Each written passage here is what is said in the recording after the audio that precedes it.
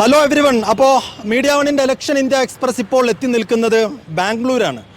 അപ്പോൾ ബാംഗ്ലൂർ കർണാടകയിൽ ഒരുപക്ഷെ ഇന്ത്യയിൽ തന്നെ വലിയ വാശിയോടും വീറോടും കൂടി ലോക്സഭാ ഇലക്ഷൻ നടക്കുന്ന ഒരു സംസ്ഥാനമാണ്, നമുക്കറിയാവുന്നത് പോലെ തന്നെ. പ്രത്യേകിച്ചും ദക്ഷിണേന്ത്യയിൽ BJPക്ക് വളക്കൂറുള്ള, BJPക്ക് വലിയ പ്രതീക്ഷയുള്ള ഏക സംസ്ഥാനം കൂടിയാണ്. കഴിഞ്ഞ കുറി വലിയ മുന്നേറ്റം അവർക്ക് നടത്താൻ കഴിഞ്ഞു. ആകെയുള്ള 28 സീറ്റുകളിൽ 25 സീറ്റും BJPക്ക് നേടാൻ കഴിഞ്ഞു. ഒറ്റ സീറ്റ് മാത്രമാണ് കോൺഗ്രസിന് കിട്ടിയത്, അത് ബാംഗ്ലൂർ റൂറൽ മാത്രം. അപ്പോൾ ഇത്തവണ നിയമസഭാ തെരഞ്ഞെടുപ്പിൽ വലിയൊരു തിരിച്ചുവരവ് കോൺഗ്രസ് നടത്തി.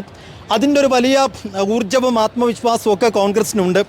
അപ്പോൾ ആ ഒരു ആത്മവിശ്വാസം കൈമുതലാക്കി ലോക്സഭാ ഇലക്ഷനിലും വലിയ മുന്നേറ്റം നടത്താൻ കഴിയുമെന്നുള്ളതാണ് കോൺഗ്രസിൻ്റെ വലിയ പ്രതീക്ഷ. ഒപ്പം ഇന്ത്യ മുന്നണിയും കർണാടകയിൽ നിന്ന് വലിയ തോതിലുള്ള ഒരു പ്രതീക്ഷ വെക്കുന്നു. എന്ന് വെച്ചാൽ മാക്സിമം 20 സീറ്റുകളെങ്കിലും കർണാടകയിൽ നിന്ന് പിടിച്ചാൽ മാത്രമേ ദക്ഷിണേന്ത്യയിൽ നിന്ന് മൊത്തത്തിൽ ഇന്ത്യ മുന്നണിക്ക് വലിയൊരു നേട്ടം ഉണ്ടാക്കാൻ കഴിയും. ആ അർത്ഥത്തിൽ ഇന്ത്യ മുന്നണിയും BJPയും NDAയും ഒക്കെ വലിയ പ്രതീക്ഷകൾ വെക്കുന്ന ഈ കർണാടകയുടെ തലസ്ഥാനമായ ബാംഗ്ലൂരിൽ ഏറ്റവും ഗംഭീരമായൊരു വിശേഷം എന്ന് പറയുന്നത് ഇവിടെ ഒരുപാട് മലയാളികൾ തിങ്ങി താമസിക്കുന്ന ഒരു ഇടം കൂടിയാണ്. നമുക്കറിയാവുന്ന ഒരു കാര്യമാണ്.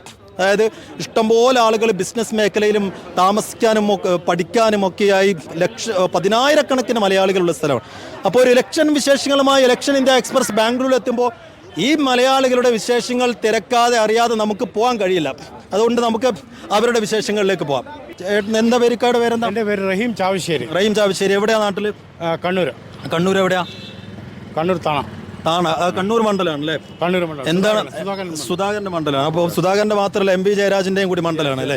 അപ്പോൾ എങ്ങനെയാണ് നാട്ടിലൊരു ഇലക്ഷൻ ഓളൊക്കെ എങ്ങനെ ഇങ്ങോട്ട് കിട്ടുന്ന വിവരങ്ങൾ എങ്ങനെയാണ്? നാട്ടിൽ ഞങ്ങൾ നാട്ടിലേക്ക് ഇവിടെ സ്ഥിരമായിട്ട് ആൾക്കാരെ ഞങ്ങൾ അയക്കാറുണ്ട്.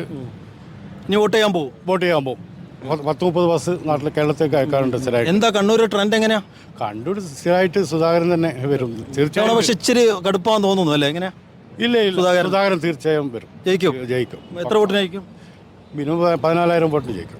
14,000 വോട്ട് എന്ന് പറയുമ്പോൾ അത് കുറെ കുറഞ്ഞല്ലോ. കഴിഞ്ഞ ഇലക്ഷനിൽ 10 വർഷത്തെ അവരെ ഭരണം തീർച്ചയായും ജനങ്ങൾ മടുത്തു.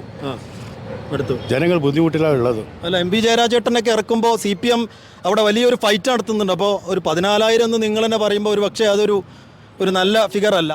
തീർച്ചയായും 14,000 വോട്ട് ജയിക്കും. തീർച്ചയായും ജയിക്കും. എന്താ പേര്? എൻ്റെ ഫിറോസ്. എവിടെ നാട്ടിൽ? ഞാൻ മാഹി വടകരയാണ് എൻ്റെ മണ്ഡലം വരുന്നത്.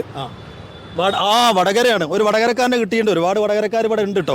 അപ്പോൾ വടകര സംസ്ഥാനം മുഴുവൻ നോക്കുന്ന വലിയ ഫൈറ്റ് നടക്കുന്ന ഒരു മണ്ഡലം കൂടി. എന്താ അവിടുത്തെ ഒരു പൾസ് എങ്ങനെ അറിയുന്ന? വീട്ടുകാരൊക്കെ എന്താ പറയുന്നത്? വീട്ടുകാരൊന്നും പറഞ്ഞില്ല. അവിടെ ശൈല ടീച്ചർ ജയിക്കും.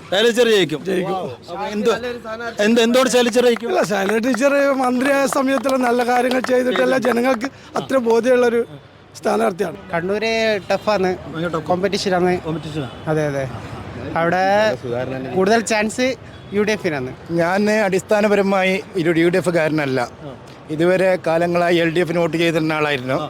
പക്ഷേ എന്തോന്നറിയില്ല, ഇപ്രാവശ്യം തീരുമാനിച്ചിട്ടില്ല. അവിടെ ഉണ്ണിത്താനാണ് സാധ്യത.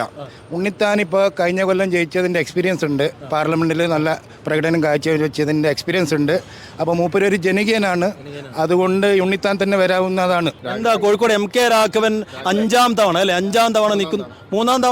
5ാം തവണയാണ് മത്സരിക്കാൻ നിൽക്കുന്നു, ഇപ്പോൾ ഫൈറ്റ് ചെയ്യാൻ നിൽക്കുന്നത്.